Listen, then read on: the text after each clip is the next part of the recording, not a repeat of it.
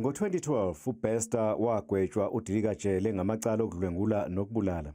Wabe seboshwa ejele laseMangaung.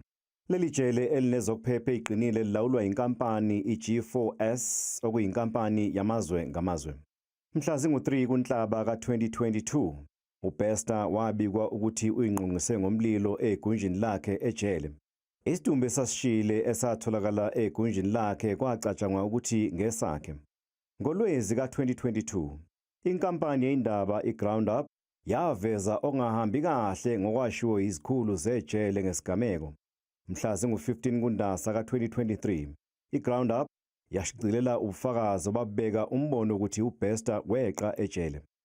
Mhla zingu-25 kuNdasa ka-2023 umnyango wezokuhlunyelwa kwezimilo waqinisekisa ukuthi uBester weqa ejele.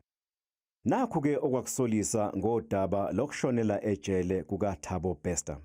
Ulibofuzo lesidumbu lwalungefani nalo owesifazane owabe ethi ungumama kaBester. Ohlola izidumbu wathola ukuthi sasiside ngo-145 cm sisifishane ngo-25 cm kunoBester lesidumbu.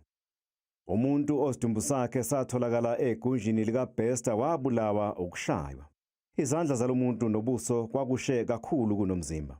Amakhamera i-CCTV cameras asejele ayebheke kwenye indawo nokwakusolisa. Ecele nje kwezithombe zawo kwakubonakala abantu ababili bephuma ejele ngokusheshsha